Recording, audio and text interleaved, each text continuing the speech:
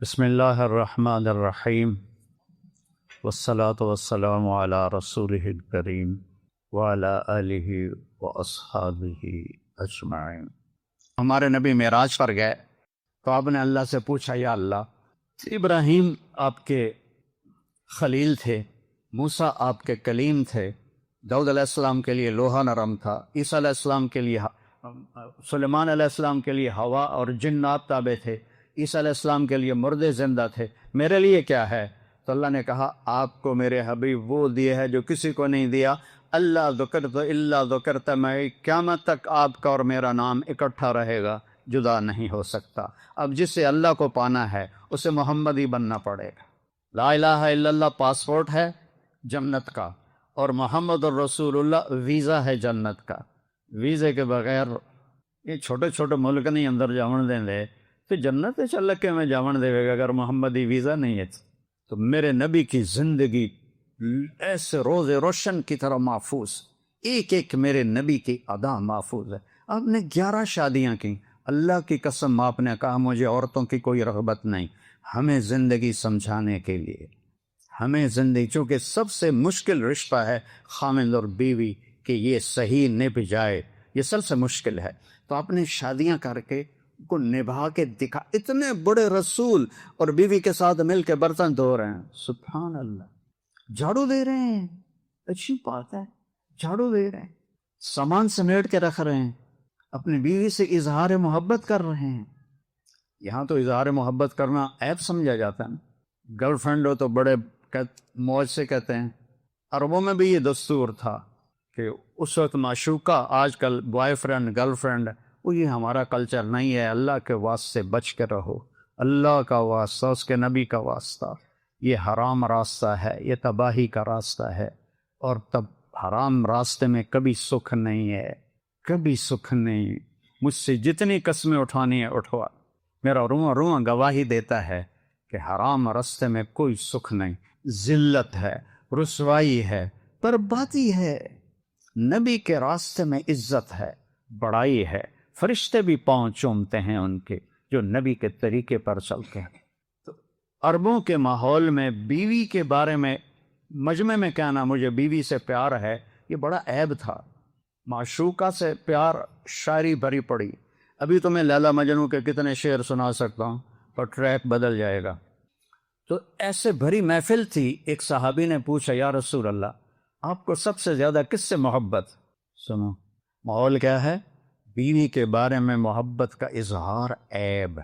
آپ نے زور سے کہا عائشہ سے، سبحان۔ وہ پوچھنے والا تھا، ہل کے رہ گیا، اے کی بنی، اس کے تو خواب و خیال میں بھی نہیں تھا نا، سننے والے جو بیٹھے ہوئے، یہ نہیں کہ لوگوں کوئی نہیں تھے، مجمع تھا، اور ایسے بنے آپ کا ارے ارے ارے ارے نہیں، عائشہ سے۔ وہ حیران ہو کر اس نے سوال بدلا، یا رسول اللہ، یہ نہیں، میرا مطلب ہے مردوں میں سب سے زیادہ کس سے پیار ہے؟ تب آپ کو پتہ لگ گیا بھئی میری گل ہضم نہیں ہوئی، اب آپ نے کہنا تھا ابو بکر سے، تو آپ نے یہ نہیں کہا، آپ نے کہا عائشہ کے ابا سے۔ یہ ہمیں سبق دیا ہے، اور فرمایا عائشہ، دیکھو جس نے اللہ کو دیکھ لیا ہو معراج میں، اس کے لیے اور جنت کیا چیز ہے؟ لیکن آپ حضرت عائشہ سے کہہ رہے، عائشہ، مجھے جب سے پتہ چلا ہے تو جنت میں میری بیوی ہے تو مجھے تو مرنے کا شوق لگ گیا ہے۔ سبحان اللہ، یہ تمہیں ہمیں سکھانے کے لیے ہے کہ ان رشتوں کو، نبی کی زندگی پڑھو گے تو پتہ چلے گا کہ کیسے گزارنی ہے، ورنہ جانوروں کی طرح چلو گے۔ ماں اور باپ کا تقدس ہے، بیوی اور خاوند کے رشتے پر، ماں باپ کے رشتے پر کوئی 10 آیات ہیں، اور خاوند اور بیوی کے رشتے پر 100 آیات ہیں، 100۔ کسی رشتے پر اتنی آیات نہیں ہیں جتنی خاوند اور بیوی پر آیات آئی ہیں، 100 آیات ہیں کہ یہ بنیادی رشتہ ہے، اس سے نسل چلتی ہے، اس سے خاندان بنتے ہیں۔ پہلا رشتہ آدم اور حوا خاوند اور بیوی تھے، اور اس دنیا کی سب سے خوبصورت چیز بھی عورت ہے، اور جنت کی سب سے خوبصورت چیز بھی عورت ہے۔ آدم علیہ السلام جنت میں ہیں، لیکن اداس بابا جی دا دل ہی نہیں لگتا، کدے ادے وین کدے ادے وین کھاؤن پیمانو ہر شے دل نہیں لگ رہا۔ اللہ نے ہوا کو ساتھ کیوں نہیں دیا انتظار کروایا. انتظار کیوں کروایا؟ قدر پیدا کرنے کے، قیمت بٹھانے کے. اب تو جو کہ رشتوں کی قدر نہ ماں باپ سکھاتے ہیں نہ یہ یونیورسٹیاں سکھاتی. یہ یونیورسٹیاں تو سارے کاروباری لوگ ہیں، پیسہ کمانا ہے. یہ نہیں کہ تمہیں کوئی عالم بنانا ہے یا تمہیں کوئی پڑھا لکھا بنانا ہے. ان کا کام ہے پیسے بنانے ہیں، اس سے آگے کچھ نہیں ہے. وہ ہمارا زمانہ تھا جب ہمارے استادوں کو یہ فکر ہوتا تھا کہ بچہ پڑھے اور بچہ کچھ حاصل کرے. تو میرے اللہ نے میرے نبی کو بیٹیاں دیں اور فرمایا لوگوں کی نسل بیٹوں سے چلتی ہے، میری نسل میری بیٹی سے چلے، فاطمہ. تو میرے عزیزو، میرے نبی کی پیاری زندگی، آپ کس طرح گھر میں زندگی گزارتے تھے دو جہان کے سردار ہو کر. برتن دھو رہے ہیں، سبحان اللہ، اتنے قاب قوسین. جس نے اللہ کو دیکھ لیا ہو اس سے بعد کوئی درجہ ہے؟ ان جیسا کوئی ہو سکتا؟ والنجم اذا ہوا ما ضل صاحبکم وما غوا وما ينطق عن الهوى ان هو الا وحی یوحى علمہ شدید القوى ذو مرۃ فاستوى وهو بالافق الاعلى ثم دنا فتدلى فكان قاب قوسين او ادنى فاوحى الى عبده ما اوحى ما كذب الفؤاد ما راى افتمارونه ولا ما يرى. اتنا قرآن بولے میرے نبی کی صفت میں، جن کی نسل کو آدم تک محفوظ رکھا. ایسے نبی ہیں ہمارے تمہارے، وہ ان کا دامن پکڑو، ان کے پیچھے چلو، ان کی زندگی سیکھو. فطرت کی زندگی ہے، فطرت کی زندگی ہے، اس کو سیکھ لو میرے بیٹو بیٹیوں، تو آپ کی یہ زندگی بھی آسان ہے. اور پھر زندگی تو موت کے بعد شروع ہوتی. جب جنت کے دروازے پر پہنچیں گے تو اللہ ان عورتوں کو، ایمان والیوں کو پہلے جنت میں داخل کر لے گے، مرد بعد میں جائیں گے. جنت کے دروازے پر دو چشمے ہوں گے، ایک سے پانی پئیں گے تو سینے کا کھوٹ، غصہ، بغض ختم، پیٹ کا پیشاب پخانہ ختم. کیا مزے کی چیز ہے. تو دوسرے سے وضو کریں گے تو چہرے پر حسن و جمال ایسا آئے گا، کبھی میک اپ کی ضرورت نہیں، کبھی رنکل نہیں آئیں گے، کبھی مرجھائے گا نہیں. جوان اللہ اپنے نور کی تجلی ڈالے گا عورتوں کے چہرے پر بھی، مردوں کے چہرے پر بھی. حضرت ام سلمہ نے پوچھا یا رسول اللہ، دنیا کی عورت زیادہ حسین ہے، زیادہ درجہ، یا جنت کی عورت؟ آپ نے کہا دنیا کی عورت. کہا یا رسول اللہ وہ کیسے؟ ہم تو پیشاب پکانے والی ہیں، وہ تو مشک عنبر زعفران والی ہیں. کہا تمہاری نماز، تمہارا روزہ، تمہارا صدقہ، یہ تو انہوں نے کچھ بھی نہیں کیا، اس وجہ سے اللہ تمہارے جس چہروں پر اپنے نور کی تجلی کا میک اپ کرے گا. تو یہ میک اپ تو ساتھ ٹیشو پیپر کا ڈبہ پورا رکھنا پڑتا ہے. کدی ایدو پسینہ ہے تو انجن کیتا، کدی ایدو ہے تو انجن کیتا، وہ کدی زیادہ ہی نکل آتا ہے تو کالا بلنک کر رہا ہوتا ہے. تو وہاں یہ سب اللہ ہٹا دے گا، اپنے نور سے آپ کے چہرے کو حسین بنائے گا، آپ کے چہرے کو بھی حسین بنائے گا اپنے نور سے. اور اللہ کے نور کو زوال نہیں ہے.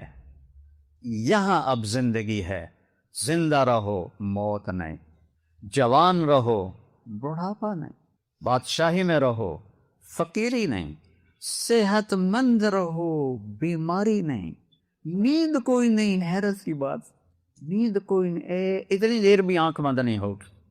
ہر وقت میرے رب کی رحمتیں، نعمتیں بارش کی طرح آئیں گی. یہ چابی جنت کی ہے میرے نبی کے پاس. اس نبی کی غلامی میں آ جاؤ، کنیز محمد بن جاؤ، تم غلام محمد بن جاؤ، میں غلام محمد بن جاؤں. تو جنت پنجابی میں تو وٹ سے پئی ہے، جنت وٹ سے پئی ہے. اگر ہم اپنے نبی کی زندگی اپناتے ہیں تو بیٹھو، اس کو بھی سیکھو. کوئی مشکل کام نہیں ہے. 5 نمازیں، 30 روزے، زکوٰۃ آج پیسے والوں پر. کوشش کرو کہ اچھے انسان بنو، وہ بنو گے نبی کی غلامی پر. اپنے نبی کی زندگی پڑھو، سیکھو. اپنے نبی کی بیٹیوں کی زندگی پڑھو، بیویوں کی زندگی پڑھو. ان کے ساتھ کیا سلوک رکھا میرے نبی نے، کیا خوش دلی کے ساتھ بیویوں کے ساتھ وقت گزارا. میں نبی ہوں، میرے اوپر بڑا بوجھ ہے. یہ گھر سے باہر، گھر میں آتے تھے تو ہنسی مذاق، کھیلنا کودنا. حضرت عائشہ نے حلوہ بنایا پتلا سا، حضرت سودا ہیں، حضرت عائشہ نے کہا سودا حلوہ کھا لو، کہ مجھے بھوک نہیں، کہ یہ کھا یا تیرے منہ پہ مل دوں گی۔ اللہ کے نبی بیٹھے ہوئے، انہوں نے کہا مجھے بھوک ہی نہیں، انہوں نے سے لپ بھری اور سارا منہ پہ مل دیا۔ تو اللہ کے نبی نے حضرت عائشہ کے دونوں ہاتھ پکڑے، کہا سودا ہن تیری باری ہے، مارے دے منہ تے چھٹا۔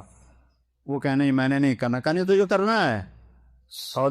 سودا نے لپ اٹھائی اور ان کے منہ پہ مل دی۔ یہ سب میرے نبی کے سامنے ہوا، اور ہمیں یہ زندگی سکھائی کہ خشک ہو کے چلنا زندگی کا کوئی دستور نہیں۔ تر رہو، شاخ تر ہوتی ہے تو پھل بھی دیتی ہے، شاخ خشک ہو جائے، ماتھا تمہارا اوپر چڑھا ہوا ہو تو اندر گھر میں داخل ہوتے ہی پتہ چلے تھانے دار اندر آ گیا، تو کوئی زندگی تو نہیں ہے۔ ماں تو بیوی خوش ہو رہی ہو، بچے خوش ہو رہے ہیں، ایسی زندگی تو میرے نبی سے ملے گی، لم سے نہیں ملے گی، یہ کے یونیورسٹی سے نہیں ملے گی، یہ میرے نبی سے ملے گی۔ محمد علی لکھتے ہیں اگر غسل فرض ہو اور سحری کا وقت بہت کم ہو تو کیا ناپاکی کی حالت میں سحری کھا کر روزہ رکھ سکتے ہیں؟ اگر ناپاکی کی حالت میں روزہ رکھیں گے تو روزہ ہوگا یا نہیں؟ بھائی نے ایک بہت اچھا سوال پوچھا ہے۔ اچھا، اسی سے ریلیٹڈ ایک اور بھی سوال ہے، وہ بھی اسی کے ساتھ ایڈ کر لیتے ہیں۔ محمد شکیل لکھتے ہیں اگر روزے کی حالت میں احتلام ہو جائے تو کیا روزہ ٹوٹ جائے گا؟ ضرور رہنمائی فرمائیں۔ دیکھیں، سب سے پہلا سوال کہ ناپاکی کی حالت میں سحری کھا کر روزہ رکھنا یہ کیسا ہے، روزہ ہوگا یا نہیں؟ بہت سارے لوگ یہ مسئلہ نہیں جانتے۔ بعض لوگ ناپاکی کی حالت میں سحری کھا لیتے ہیں، بعض لوگ روزہ چھوڑ دیتے ہیں کہ وقت نہیں ہے غسل کرنے کا، اگر غسل کرتے ہیں تو سحری کا وقت ختم ہو رہا ہے تو وہ روزہ ہی چھوڑ دیتے ہیں۔ اس مسئلے کو سمجھنے کی ضرورت ہے۔ دیکھیں، ایک حدیث پاک میں آپ لوگوں کے سامنے بیان کرنا چاہتا ہوں، اس کا مفہوم ہے تاکہ آپ کو یہ مسئلہ بالکل کلیئر سمجھ آ جائے۔ مسلم شریف کے اندر ایک روایت موجود ہے، امی عائشہ صدیقہ رضی اللہ تعالی عنہا ارشاد فرماتی ہیں کہ ایک صحابی جو ہے وہ رسول اللہ صلی اللہ علیہ وسلم کی بارگاہ میں حاضر ہوا اور اس نے آ کر ایک مسئلہ پوچھا اور میں سن رہی تھی۔ نبی کریم صلی اللہ علیہ وسلم سے اس صحابی نے آ کر عرض کی، یا رسول اللہ صلی اللہ علیہ وسلم، میں فجر کے وقت اٹھتا ہوں، یعنی نماز کے وقت اٹھتا ہوں اور میں جنبی ہوتا ہوں، یعنی میں ناپاکی کی حالت میں ہوتا ہوں، میرے اوپر غسل فرض ہوتا ہے، تو کیا میں روزہ رکھ سکتا ہوں؟ تو اس سوال کے جواب میں آقا کریم علیہ الصلوۃ والسلام نے ارشاد فرمایا کہ میں بھی کبھی کبھار نماز کے وقت اٹھتا ہوں اور میں جنبی ہوتا ہوں، میں روزہ رکھتا ہوں۔ تو اس صحابی نے عرض کی، یا رسول اللہ صلی اللہ علیہ وسلم، آپ تو اللہ کے رسول ہیں، آپ تو اللہ کے نبی ہیں، آپ کے تو اللہ نے اگلے پچھلے تمام گناہ معاف کر دیے ہیں۔ تو آقا کریم علیہ الصلوۃ والسلام نے ارشاد فرمایا کہ قسم ہے مجھے اس ذات کی جس کے قبضے قدرت میں میری جان ہے، فرمایا میں تم میں سے سب سے زیادہ اللہ سے ڈرنے والا ہوں۔ تو اس حدیث پاک سے معلوم ہوا کہ اگر کسی پر غسل فرض تھا، خواہ وہ کسی بھی وجہ سے غسل فرض ہوا، یعنی احتلام ہو گیا، رات کو سوئے تھے اور نائٹ فال ہوا، اور یا پھر اسی طرح رات کو میاں بیوی نے ملاقات کی اور صبح آنکھ کھلی اور سحری کا وقت بہت کم ہے، اگر غسل کرتے ہیں تو سحری کا وقت نہیں بچے گا، روزہ جو ہے وہ اس کے لیے سحری نہیں کھا پائیں گے، تو بغیر غسل کیے بھی آپ سحری کھا کر روزہ رکھ سکتے ہیں۔ لیکن طہارت جو ہے یہ نماز کے لیے شرط ہے، روزہ رکھنے کے لیے طہارت شرط نہیں ہے۔ یعنی ایسا نہیں ہے کہ اگر آپ کے اوپر غسل فرض تھا اور آپ نے روزہ رکھ لیا تو آپ کا روزہ نہیں ہوگا، روزہ آپ کا ہو جائے گا، آپ سحری کر لیں، اس کے بعد پھر غسل کر کے نماز ادا کریں۔ بہرحال بعض لوگ تو روزہ ہی چھوڑ دیتے ہیں کہ اب تو ہم ناپاکی کی حالت میں وقت نہیں ہے غسل کرنے کا تو ہم روزہ ہی چھوڑ دیتے ہیں، تو ایسا آپ بالکل نہ کیجیے گا۔ دوسرا جو سوال بھائی نے پوچھا ہے کہ اگر روزے کی حالت میں احتلام ہو جائے، نائٹ فال ہو جائے، تو کیا روزہ ٹوٹ جائے گا، روزہ فاسد ہو جائے گا؟ ایسا بالکل نہیں ہے۔ اگر روزے کی حالت میں احتلام ہو گیا تو اس سے روزے پر کوئی اثر نہیں پڑے گا، روزے میں کوئی فرق نہیں پڑے گا، آپ کا روزہ بالکل درست ہے، آپ غسل کریں، اس کے بعد پھر اپنا جو طہارت حاصل کرنا ہے، اس کے بعد پھر نماز پڑھیں، عبادات وغیرہ میں مشغول ہو جائیں، تو روزے میں کوئی فرق نہیں پڑے گا۔ اگر 1 مرتبہ اطعام ہو یا 10 مرتبہ ہو، اس سے روزے میں کوئی فرق نہیں پڑے گا۔ ہاں اگر خود منی کا اخراج کیا تو پھر الگ حکم ہے، لیکن یہ ایک جو ہے وہ ہمارے اختیار میں نہیں ہے، تو اس طرح روزے میں کوئی فرق نہیں پڑے گا، روزہ آپ کا درست ہے۔ مجھے امید ہے آپ کو میری بات سمجھ آ گئی ہوگی۔ اللہ تعالی ہم سب کو سمجھ کی توفیق عطا فرمائے۔ اس کلپ کو صدقہ جاریہ کی نیت سے آگے ضرور شیئر کر دیجیے گا تاکہ دوسرے لوگ بھی اس سے فائدہ اٹھائیں۔